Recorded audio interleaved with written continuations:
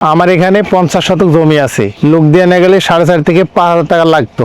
এখন মেশিন দিয়ে তার অর্ধেক লাগতেছে, সময়ও বাঁচতেছে আবার টাকাও বাঁচতেছে।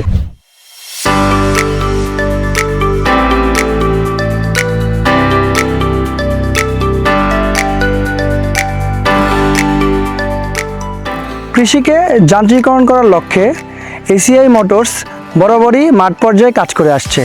তারই একটি উদাহরণ আজকে আমরা স্বচক্ষে দেখব। আজকে আমরা দেখব কিভাবে ইয়ানমার রাইস ট্রান্সপ্লান্টন যন্ত্রের মাধ্যমে ধানের জমিতে চারা লাগানো যায়। এই প্রোগ্রামে আমরা দেখব ট্রেতে তৈরি চারা মেশিনে কিভাবে সুন্দর মতো বসানো হয়, প্রয়োজনীয় সেটিংস কিভাবে করা হয় এবং চারাগুলো সারিবদ্ধভাবে কিভাবে মাঠে রাইস ট্রান্সপ্লান্টন যন্ত্রের মাধ্যমে লাগানো হয়। আমি এইখানে আসে দেখি একটা এসিআই কোম্পানির গাড়ি দেখি ধান চারা রোপণ করে। তখন আমি চিন্তা করি এই মেশিন কেমন করে চারা রোপণ করে আমি আজকে দেখব, সেই জন্য আমার এইখানে আসা।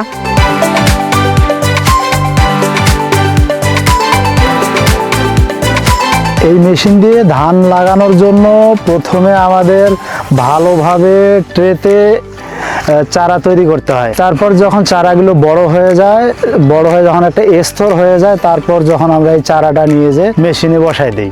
তারপর মেশিন চারাগুলোকে নিজেই সুন্দরভাবে জমিতে রোপণ করে দেয়। আমরা এই রাইস ট্রান্সপ্লান্ট দিয়ে সারি থেকে সারির দূরত্ব 30 সেন্টিমিটার রাখবো। চারা থেকে চারার দূরত্ব হবে 25 সেন্টিমিটার। এভাবেই জমিতে রোপণ করলে খুব ভালো ফলন পাওয়া যাবে। এই মেশিন দিয়ে অনেক দ্রুতভাবে চারা লাগানো হচ্ছে, আগে কখনো দেখি নাই, এখন দেখতেছি খুব তাড়াতাড়ি কাজ হচ্ছে। আমার এখানে 50 শতক জমি আছে। লোক দিয়ে না গেলে 4.5 থেকে 5,000 টাকা লাগতো। এখন মেশিন দিয়ে তার অর্ধেক লাগতেছে, সময়ও বাঁচতেছে আবার টাকাও বাঁচতেছে।